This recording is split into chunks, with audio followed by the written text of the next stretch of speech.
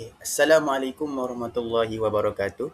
Hari ini saya Muhammad Irfan bin Cik Rani daripada kelas Matematik 1 ambilan 2023 dan tamat 2028 akan membentangkan tentang persembahan tugasan 3 iaitu kesan perubahan pendidikan semasa terhadap mobiliti sosial pelajar di Malaysia. Dan juga saya pada pembentangan pada hari ini, saya akan huraikan kesan-kesan dia kepada kumpulan minoriti. Baik, jom kita pergi ke slide seterusnya.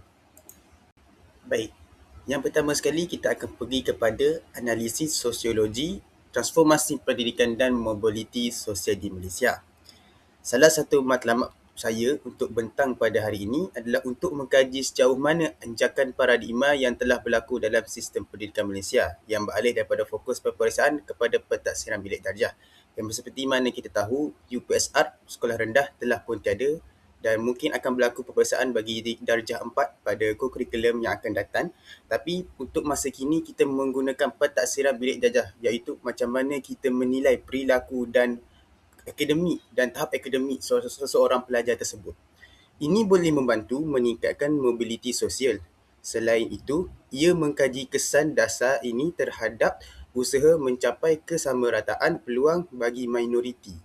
Kita perlu membantu masyarakat untuk mencapai kesamarataan walaupun contohnya sekolah itu di pedalaman ke di bandar, kita tetap sebagai guru ataupun sebagai pihak berkuasa untuk memberikan pendidikan yang sama rata bagi seluruh rakyat. Baik, kita pergi ke seterusnya. Okey, yang seterusnya adalah transformasi pendidikan 2019, iaitu anjakan paradigma pembelajaran bermakna. Transformasi ini menekankan pembelajaran bermakna menurut dokumen bahagian pembangunan kurikulum 2019. Secara akademik, ini merujuk kepada proses di mana pelajar bukan sahaja menghafal maklumat tetapi juga mampu menghubungkan pengetahuan mereka yang sedia ada dengan maklumat baru untuk menyelesaikan masalah dalam kehidupan sebenar. Ini di mana pelajar bukan sahaja menghafal kerana kita serba tahu kaedah pembelajaran pada zaman dahulu ataupun sebelum ini adalah dengan cara menghafal sahaja. Murid menghafal dan tidak tahu cara memanipulasikan sesuatu jawapan ataupun sesuatu kemahiran yang mereka belajar untuk selesaikan masalah sebenar. Jadi, untuk mengatasi masalah ini, kita buat kurikulum baru untuk menanamkan sifat belajar dengan cara mengaplikasikan pembelajaran tersebut dengan kehidupan seharian supaya mereka dapat menjanakan sesuatu sifat yang kita katakan sebagai critical thinking dalam jabatan STEM ataupun mana-mana jabatan untuk menjanakan idea untuk kita selesaikan sesuatu masalah yang berkaitan kehidupan sebenar untuk memudahkan lagi sesuatu urusan. Ini adalah asas untuk pembangunan modal insan yang berkualiti. Kerana seseorang pelajar, kita serba tahu, diukur juga daripada tahap kecemerlangannya. Kerana tanpa tahap kognitif yang tinggi, mereka mungkin walaupun mereka belajar penuh banyak kemahiran yang mereka pelajari, banyak ilmu yang mereka peroleh, tapi kalau tidak boleh mengaplikasinya dalam kehidupan seharian, bukannya tidak bermakna, tapi kita lebih mengatakan kurang efektifnya. Baik, kita pergi slide seterusnya. Okey, seterusnya kita akan pergi kepada kerangka aspirasi murid, iaitu PPPM 2013 sehingga 2025. Terdapatnya 6 aspirasi utama sebagai standard global, iaitu akan diterangkan pada bawah, iaitu terdapatnya 6 yang menjadikan murid tersebut sebagai orang kata pelajar yang hebat dan sempurna, iaitu di bawah menerangkan bahawa aspirasi murid ini pengetahuan, kemahiran berfikir, memimpin, peribahasa, etika, identiti nasional. Ini direka untuk melahirkan individu yang seimbang dari segi jeris, iaitu jasmani, E emosi, R rohani, I intelek dan S sosial. Ini dikatakan sebagai satu universal cara kita mengukur seseorang pelajar yang kita digunakan seluruh Malaysia supaya kita dapat menilai sama ada pelajar ini sangat mahir dalam mencapai tahap yang sempurna ataupun hebat orang kata. Iaitu macam mana mereka mengawal jasmani mereka, iaitu badan fizikal mereka, dan juga bagaimanakah mereka mengawal emosi mereka semasa stres, semasa sedih, ataupun semasa bahagia, ataupun semasa happy. Iaitu dan juga rohani, macam mana mereka mengaplikasikan agama dalam kehidupan seharian dan macam mana mereka beradab. Intelek iaitu menggunakan kebijaksanaan mereka untuk menyelesaikan sesuatu masalah kehidupan seharian, dan last sekali iaitu sosial, macam mana mereka berinteraksi dengan masyarakat sekeliling mereka untuk lebih merapatkan silaturahim ataupun menyelesaikan sesuatu masalah. Dalam konteks sosiologi, aspirasi ini bertujuan merapatkan jurang antara garduan tempatan dengan keperluan industri global yang merupakan kunci utama mobiliti sosial vertikal. Hal ini kerana kita tahu negara kita memerlukan graduan tempatan yang sangat banyak untuk kita memenuhi keperluan industri ini supaya kita dapat ekonomi kita, negara kita akan menjadi lebih stabil. Okey, seterusnya kita akan pergi kepada konsep mobiliti sosial dalam pendidikan, iaitu teori stratifikasi dan peranan sekolah. Pergerakan individu dari satu strata sosial ke strata yang lain dikenali sebagai mobiliti sosial, iaitu bagaimanakah seseorang pelajar tersebut sebelum mendapat akademik dan selepas akademik, iaitu bagaimanakah kehidupan lama dia dan selepas kehidupan dia menuntut ilmu ataupun mengambil pendidikan.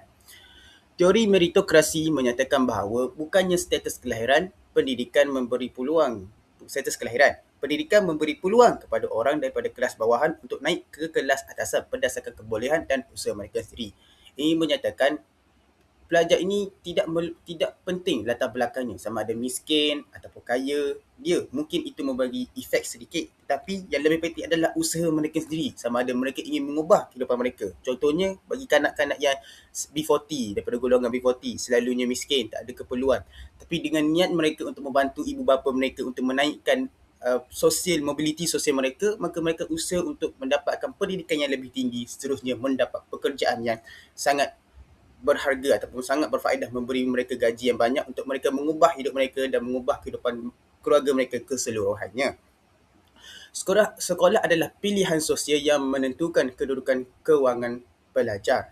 Contohnya, sekolah ini, ya mungkin kita terdiri pada golongan miskin, golongan kaya, dan golongan miskin ini tidaklah sangat, orang kata, berkemampuan seperti pelajar orang kaya, kerana orang kaya, pelajar daripada golongan kaya ini mungkin boleh menyediakan alat tulis ataupun keperluan pembelajaran yang sepenuhnya, manakala yang miskin ini mungkin kadang-kadang waktu sekolah itu pensel pun tak bawa ataupun buku pun dah tinggal separuh ataupun satu buku untuk 2 subjek. Jadi di sekolah ini walaupun itu berlaku, tapi tetap mereka boleh mengambil pendidikan tersebut ataupun belajar untuk mengubah diri mereka ke arah kelas atasan ataupun kehidupan yang lebih mewah. Okey, seterusnya kita akan pergi kepada kesan positif pemansuhan peperiksaan tegar, iaitu seperti mana kita tahu UPSR ataupun PT3 telah pun dimasukkan sejak beberapa tahun yang lalu akibat wabak COVID-19 ataupun kes COVID-19. Disebabkan oleh itu, berlakunya peralihan daripada UPSR atau PT3 kepada pentaksiran bilik darjah yang lebih holistik. Budaya pendidikan untuk peperiksaan berkurangan apabila peperiksaan pusat dihentikan. Kerana sebelum ini kita tahu, pendidik ataupun guru-guru mengajar murid-murid untuk mendapat cara menjawab soalan peperiksaan untuk mendapatkan markah ataupun tahap akademik yang lebih tinggi. Ini membolehkan pendidik, dengan disebabkan pemasuhan ini ataupun pemasuhan UPSR atau PT3 ini membolehkan pendidik menggunakan kaedah pengajaran yang lebih inovatif yang menyentuh pelbagai domain kecerdasan, iaitu daripada segi teori pelbagai kecerdasan. Kini, pelajar yang cemerlang dalam kemahiran teknikal tetapi gagal dalam peperiksaan bertulis mempunyai peluang yang lebih baik untuk maju dan diiktiraf dalam sistem pendidikan. Kerana sebelum ini, pelajar hanyalah dinilai daripada segi penulisan mereka ataupun cara mereka berfikir, iaitu dari segi peperiksaan lah, kerana kita sebut tahu peperiksaan ini adalah dengan bertulis. Ada juga mendengar, tapi masih lagi menulis juga sambil mendengar. Dan disebabkan oleh pentaksiran bilik darjah ini, kita menilai keseluruhan pelajar, iaitu daripada segi JERIS seperti tadi, iaitu jasmani, emosi, rohani, intelek dan sosial. Disebabkan oleh itu, pelajar ini dinilai sepenuhnya bukan sahaja daripada segi penulisan mereka yang kognitif, daripada segi penulisan mereka iaitu tahap akademik yang tinggi, tetapi bagaimana mereka, segi adab mereka, sahsiah ataupun kemahiran mereka mengaplikasikan dalam kehidupan seharian untuk menyelesaikan suatu masalah. Baik, seterusnya adalah kesan positif yang seterusnya adalah penerapan kebat dan kemahiran abad ke-21. Membina daya saing melalui kemahiran berfikir arah sendiri, iaitu kita selalu tahu pengaplikasian kebat ini adalah sangat penting untuk menjana pemikiran yang lebih tinggi terhadap pelajar, iaitu kita lebih panggil critical thinking. Apabila kebat digunakan, pelajar diajar untuk menganalisis, menilai dan mencipta. Kerana kebat inilah kemahiran berfikir arah sendiri. berfikir aras tinggi, iaitu menggunakan daripada segi taksonomi Bloom adalah kepada aras yang lebih tinggi. Ini untuk menjana pemikiran pelajar yang lebih kreatif dan inovatif. Kemahiran seperti ini adalah lebih penting daripada hafalan dalam ekonomi digital, kerana pelajar perlu tahu cara untuk mencipta inovasi ataupun idea yang baru, yang segar, supaya kita dapat menjana teknologi ataupun kita dapat menghasilkan satu teknologi ataupun kaedah yang baru untuk menyelesaikan pelbagai masalah daripada segi masalah perubatan, pendidikan dan pelbagai lagi, ataupun penanaman dan sebagainya. Pelajar daripada keluarga B40 mempunyai senjata intelektual untuk bersaing dalam pasaran kerja profesional yang menawarkan gaji yang lebih tinggi yang menggalakkan mobiliti sosial. Kerana kita sebab tahu atau seperti saya nyatakan tadi, pelajar B40 ini telah mempunyai pengalaman miskin. Mereka tahu bagaimana kehidupan miskin tersebut dan mereka tahu bagaimana seksanya untuk mendapat pendidikan, kerana mereka miskin dan tidak mempunyai pelbagai sumber kewangan untuk membeli peralatan yang mencukupi untuk mereka menyambung pendidikan. Oleh sebab itu, mereka sangatlah kompetitif, orang kata, dalam segi pembelajaran ini, kerana mereka ingin mendapatkan tahap pendidikan yang sangat tinggi ataupun yang lebih bermakna untuk mereka, agar mereka dapat peluang pekerjaan yang lebih tinggi yang menawarkan gaji yang sangat banyak, supaya mereka ingin merasakan bagaimana kehidupan menjadi seseorang yang mewah. Disebabkan itu, mereka akan belajar bersungguh-sungguh dan sangat bersaing. Tidak kiralah mereka kata kawan aku ataupun pesaing aku ini adalah orang kaya ke, ataupun orang miskin ke, ataupun orang bijak ke, gifted. Mereka akan usaha semungkin dan sedaya mungkin untuk mendapat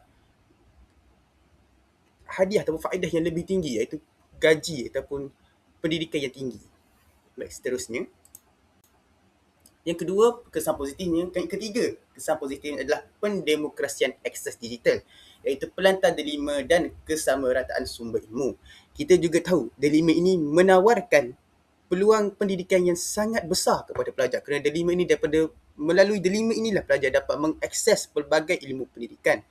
Tetapi tidak semua pelajar dapat mengakses teknologi untuk membuka delima tersebut, iaitu kesamarataan sumber ilmu, kerana kita tahu terdapatnya sekolah dalam pedalaman yang tidak mempunyai digital langsung, alat digital langsung. Jadi, bahan pendidikan berkualiti tinggi kini boleh diakses oleh semua melalui inisiatif pendigitalan, melalui pelantar delima. Seperti saya nyatakan, melalui delima ini semua akses ilmu matematik ataupun pelbagai-bagai ilmu lagi lah pelajar dapat mengaksesnya. Ini mengurangkan ketidakseimbangan maklumat, kerana pelajar kita tahu di sekolah ada sekolah yang mempunyai pusat sumber yang bukunya banyak, dan ada sekolah yang mempunyai pusat sumbernya bukunya sedikit. Jadi sebabkan itu sumber ilmunya sangat terhad. Tapi disebabkan ketersediaan platform delima ini membolehkan pelajar mengakses ilmu yang sangat banyak. Oleh itu, atau ketidakseimbangan maklumat antara bandar dan luar bandar. Seperti saya kata, walaupun delima ini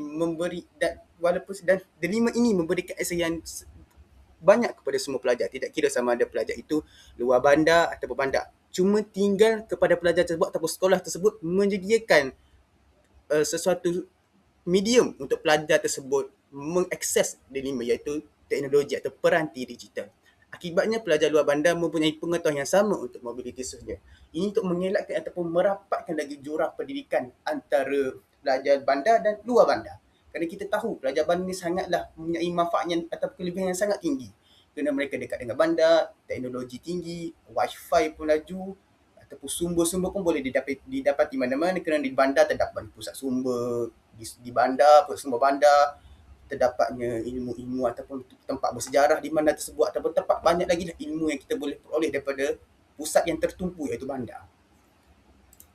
Okey, selanjutnya adalah analisis peluang pendidikan kumpulan minoriti, iaitu marginalisasi vs inklusiviti dalam sosiologi pendidikan.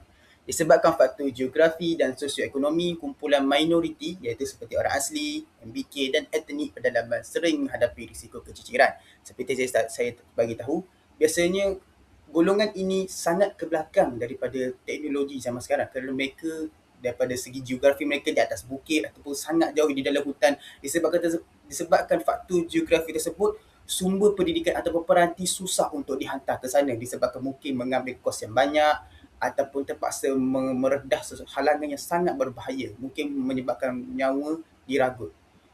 Dan oleh sebab itu, mereka ni sangat ke belakang dan tidak kiralah daripada segi pendidikan, teknologi ataupun trend, mereka ini lebih kepada tempat mereka sendiri dan mereka tidaklah berkembang untuk mengetahui suasana ataupun ilmu di luar daripada kawasan mereka. Jadi sosiologi pendidikan menekankan bahawa hambatan struktural yang menghalang kumpulan ini daripada menikmati hasil transformasi pendidikan yang sama seperti kumpulan majoriti mesti diatasi oleh sistem yang adil. Walaupun mereka ini ketinggalan keciciran, itu tidak bermakna kita perlu pulau mereka ataupun tidak menghiraukan langsung mereka. Maksudnya, kamu boleh buat kerja kamu sendiri, saya tidak boleh bantu. Itu tidak. Pendidikan ini perlu disamarataan. Kita sebagai guru, pendidik, pastikan pendidikan itu disampaikan ke semua manusia kerana semua manusia berhak untuk mengambil pendidikan kerana tiadanya diskriminasi di situ.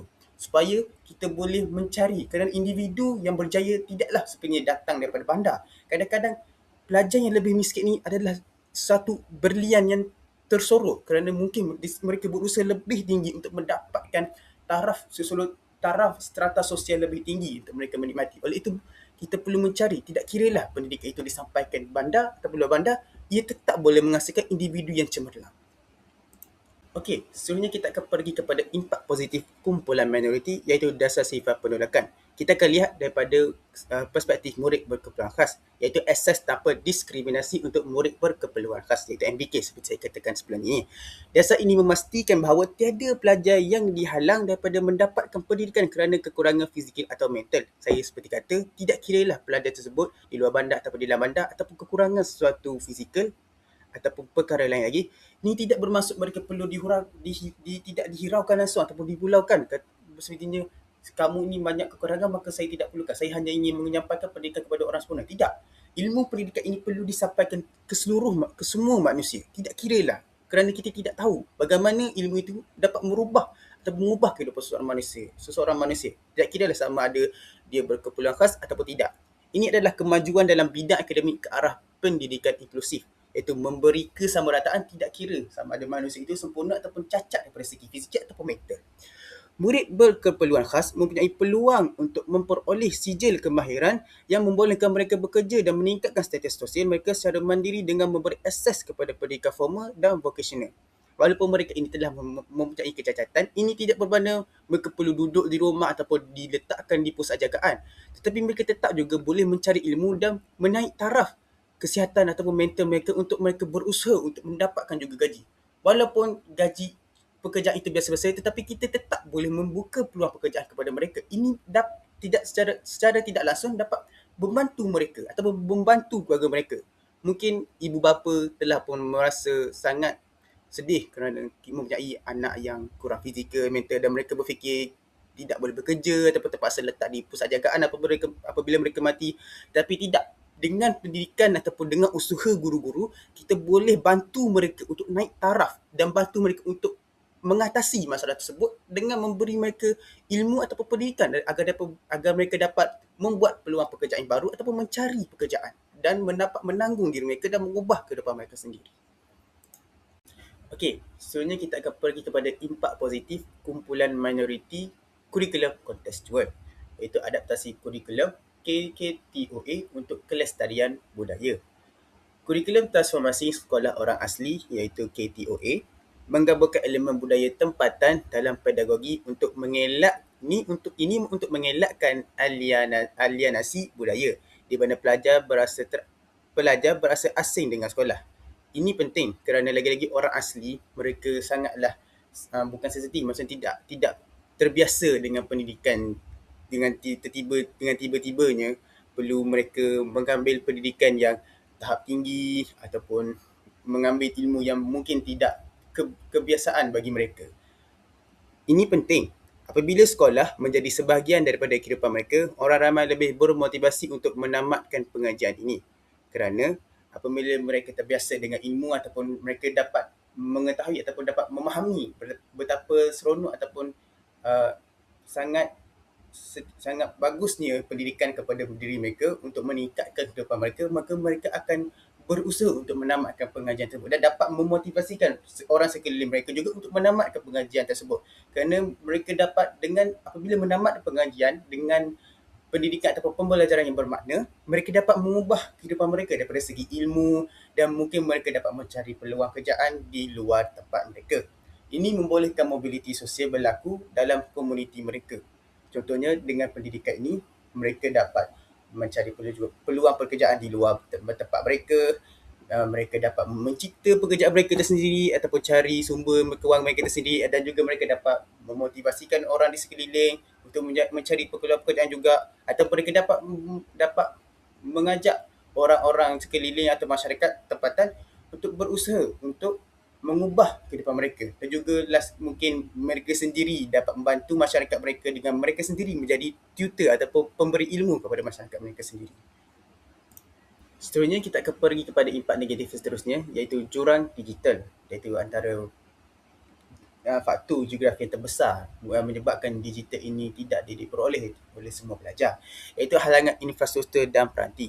Walaupun transformasi mengutamakan digital, kekurangan liputan internet di kawasan pedalaman mewujudkan perbezaan digital. Kerana walaupun bukan setakat peranti digital susah untuk disampaikan kepada mereka, iaitu di luar bandar, daripada segi tempat pulau ataupun di atas bukit ataupun tempat yang sangat di pedalaman di dalam hutan, yang menyebabkan susah untuk sumber digital ini sampai kepada mereka. Namun juga capaian internet pun susah untuk mereka dapat. Walaupun mungkin kerajaan dapat memberikan mereka peranti digital, tapi masih mereka susah kerana internet mungkin tidak langsung dapat dicapai oleh mereka. Dan ini walaupun mereka mempunyai peranti digital, itu hanyalah untuk membuka komputer saja ataupun membuka peranti digital. Tetapi untuk mengakses internet, iaitu D5, untuk mengakses pelbagai maklumat, tidak mereka dapat lakukan di sana. Pelajar minoriti di kawasan ini gagal mengikuti pembelajaran hibrid, iaitu secara digital. Ini menyebabkan mereka tertinggal daripada pelajar bandar, yang membawa kepada jurang mobiliti sosial antara etnik dan di wilayah yang lebih besar. Kerana walaupun usaha kerajaan sangatlah ingin kepada pelajar-pelajar yang di luar bandar ini, kerana ini bukan kita perlu memandang kerana kenapa engkau berada di sana, tapi tidak, kita perlu berusaha untuk memberi pendidikan kepada mereka. Tapi walaupun begitu, walaupun kerajaan usaha untuk membantu dengan memberi digital secara percuma, peranti digital secara percuma, tapi masih mereka tidak dapat untuk capaian internet itu sampai ke sana. Dan ini menyebabkan walaupun mereka telah mempunyai peranti digital yang melengkapi ataupun cukup, walaupun satu sahaja, tapi sangatlah cukup untuk mereka mengakses ilmu yang banyak di dalam peranti digital tersebut, tapi tanpa capaian internet, ini menyebabkan mereka tidak boleh mengakseskan pelbagai ilmu di dalam dunia maya. Oleh itu, ini sangatlah membuka, walaupun telah dibantu sampai sekarang, ia tetap membuka jurang yang sangat besar antara pelajar luar bandar dan dalam bandar, iaitu daripada yang membuatkan jurang yang lebih besar daripada segi etnik dan wilayah. Okey, seterusnya kita akan pergi kepada impak negatif kekurangan modal budaya, iaitu cultural capital, iaitu pengaruh latar belakang keluarga terhadap pencapaian akademik seseorang pelajar. Seperti kita tahu, peranan keluarga ini sangatlah penting untuk membekalkan pendidikan yang secukupnya kepada anak mereka. Iaitu contohnya ibu bapa atau keluarga yang kaya mungkin dapat membekalkan sumber pendidikan yang banyak kepada anak-anak mereka, seperti buku yang lengkap untuk satu subjek, satu buku, agar anak-anak mereka dapat menulis nota dengan lengkap dan tersusun, dan juga dapat membekalkan pensel, pen, pemadam yang serba lengkap untuk anak-anak mereka menuntut ilmu. Pierre Bourdieu menyatakan bahawa pelajar yang berasal dari keluarga kaya mempunyai modal budaya yang termasuk buku, pendedahan teknologi dan bimbingan akademik yang membantu mereka dalam transformasi pendidikan. Contohnya seperti saya katakan, dengan sumber pendidikan yang lengkap, mereka tidak akan merasakan macam beban untuk menuntut ilmu, dan mereka akan rasa lebih mudah untuk mencari ilmu kerana mereka telah mempunyai kelengkapan yang lengkap untuk bersedia untuk belajar di sekolah. Manakala pula di situasi yang berbeza, iaitu murid B40 dan minoriti yang ibu bapanya berpendidikan rendah sering menghadapi tuntutan kurikulum kontemporari seperti projek PP Pentasan Bilik Darjah yang menyukarkan mereka untuk bersaing walaupun sistem sekolah telah berubah. Ini bukan faktor sekolah itu mempunyai pendidik yang tidak efisien ataupun tidak berkualiti, namun sumber kewangan mereka tidak mengizinkan mereka untuk berada di taraf yang sama dengan keluarga yang kaya, kerana mereka mungkin tidak dapat menyediakan peranti digital yang seperti orang kaya. Contohnya orang kaya ni walaupun budak-budak umur 10 tahun, pelajar umur 10 tahun, ataupun daripada kecil lagi telah pun dibekalkan dengan peranti digital, walaupun sekarang ini telah pun diharamkan ataupun dilarang, tapi kanak-kanak pun telah mempunyai peranti digital tersendiri, bukannya kita seperti dulu iaitu umur 20 baru baru boleh dapat telefon. Tapi pelajar kanak-kanak sekarang umur 7 tahun pun dah ada. Dan disebabkan ini mereka boleh dapat mengembara ataupun mengeksplor sendiri dunia maya untuk mencari ilmu. Dan manakala pula B40 ini hanyalah membekalkan buku iaitu konkret sahaja kerana mereka tidak mempunyai sumber kewangan yang mencukupi untuk membeli telefon. Kalau mampu untuk membeli pun mungkin satu keluarga hanya satu saja iaitu mungkin digunakan oleh ibu bapa. Jadi disebabkan oleh sumber terhad mungkin terpaksa mereka ni tetaplah berpaut kepada buku kerana mungkin ibu bapa mereka juga memerlukan peranti digital. Tapi mungkin kan waktu apabila ibu bapa mereka tidak menggunakan, mereka boleh gunakan peranti digital tersebut untuk mencari ilmu di dunia maya. Tapi itu tidaklah sangat seperti efisien seperti orang kaya yang dapat membekalkan selengkapnya bagi setiap anak-anak mereka. Baik, cabaran pelaksanaan iaitu keadilan melawan kesamarataan. Keperluan pendekatan equity dalam transformasi iaitu keadilan ataupun kesamarataan equity bermaksud menjadikan bantuan mengikut keperluan, manakala keseimbangan equality bermaksud menjadikan sumber yang sama kepada semua orang, iaitu di antara kesamarataan equity menjadikan bantuan mengikut keperluan, iaitu contohnya pelajar sekolah rendah perlu memerlukan buku yang cukup, alat tulis yang cukup, pemadam untuk mereka menuntut ataupun menulis, mencatat ilmu-ilmu yang disampaikan oleh guru-guru mereka untuk mereka menghadam dengan lebih cepat ataupun lebih efisien agar mereka dapat menggunakan ilmu tersebut untuk kehidupan seharian mereka. Manakala keseimbangan ini membincangkan menjadikan yang semua yang sama kepada semua orang. Tidak kiralah kaya ataupun miskin, kelengkapan tidaklah mempunyai tahap yang tertentu. Untuk pelajar, kelengkapannya adalah sama. Buku, alat tulis. Jadi itu tidak bermakna, maksudnya orang daripada keluarga kaya ni mungkin lebih fancy ataupun luxury dia punya barang-barang. Bukan begitu. Maksudnya orang miskin hanyalah pemadam, pensel pun patah dua. Tidak. Tapi tetap sama. Pensel cukup, selengkap, dalam keadaan okey, masih boleh digunakan, selamat, tidak patah dua, tidak tajam, tidak terlalu tajam, selamat untuk digunakan. Tiada tahap bagi kelengkapan ini. Semuanya sama, tidak menyebabkan jurang yang sangat besar antara dua pihak yang kaya dengan miskin. Untuk mencapai tahap yang sama dengan majoriti, kumpulan minoriti memerlukan sumber tambahan seperti guru pakar, bantuan peranti dan kemudahan asrama. Seperti saya kata, kumpulan minoriti seperti pedalaman, orang asli, mereka sedikit tertinggal kerana mereka daripada kecil lagi tidak didedahkan dengan peranti ataupun ilmu yang sangat luas oleh dunia maya ini yang ditawarkan oleh dunia di hujung jari ini. Jadi disebabkan itu, mereka terpaksalah diberi kelengkapan yang lebih lagi daripada orang biasa untuk mereka kejar balik tahap pendidikan yang telah pun dihadami oleh pelajar di bandar kerana mereka telah pun berada di hadapan sangat jauh. Jadi untuk mengejar mereka kembali, kerajaan haruslah memberikan atau membekalkan sesuatu sumber yang sangat-sangat efisien ataupun sangat-sangat lebih padu untuk pelajar pendalaman ini kejar balik pelajar di bandar. Jika pendekatan equity tidak digunakan, transformasi pendidikan hanya akan memberi manfaat kepada mereka yang sudah berada. Jika ini tidak dilakukan ataupun inisiatif ini tidak dilakukan, maka pelajar di luar bandar tetaplah tertinggal dan tidak boleh kejar langsung sekali pelajar di bandar kerana mereka tertinggal dan terpaksa menghadap balik dan mengambil waktu yang lama untuk menyamakan tahap pendidikan di bandar. Okey, rumusan. Kita akan pergi kepada rumusan pula iaitu penilaian kesan mobiliti. Transformasi pendidikan sebagai pemakin atau penghalang. Secara keseluruhan, transformasi pendidikan 2019 mempunyai kesan yang baik kerana pendemokrasian ilmu dan pengiktirafan bakat yang luas. Dengan pentaksiran bilik darjah ataupun cara penilaian murid, kita dapat mencari bakat-bakat yang terpendam iaitu kemahiran-kemahiran yang kita tahu pun pelajar sebelum ini itu ada, tapi selepas kita membuat penilaian ini ataupun menjalankan penilaian ini, kita dapat memperolehi lebih kata bakat pelajar yang baru sebelum kita tidak tahu pun itu wujud. Namun jika jurang antara modal budaya dan infrastruktur tidak ditangani, ia juga berisiko menjadi halangan.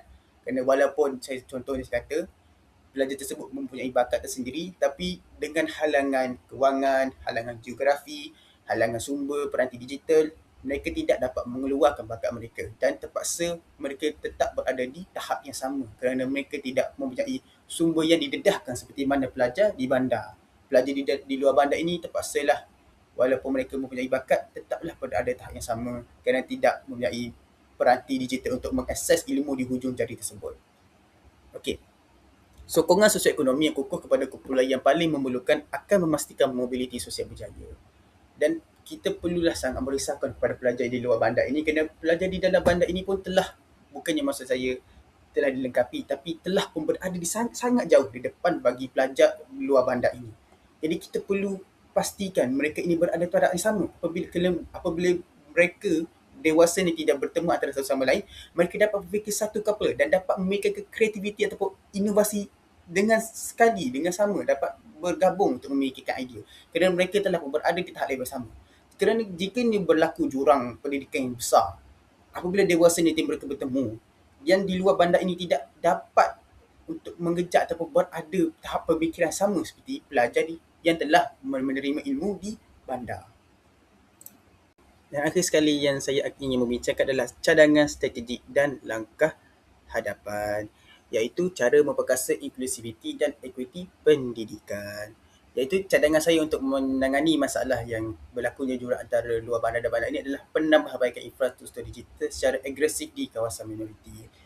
Bukannya maksudnya dengan cadangan ini kita perlu memulakan pembaharuan teknologi di bandar, kita perlu kejar balik teknologi di luar bandar ini agar kita dapat menyamakan tahap pendidikan di luar bandar dan dalam bandar ini. Yang keduanya adalah latihan guru dalam pedagogi responsi budaya, iaitu bagi seperti saya dan guru-guru pelatih lain, kita perlulah menerapkan lagi pedagogi responsi budaya agar kita dapat bantu masyarakat di luar bandar dan di dalam bandar, tidak kira budaya, tidak kira kaum, agar dapat menyamakan tahap pendidikan ini.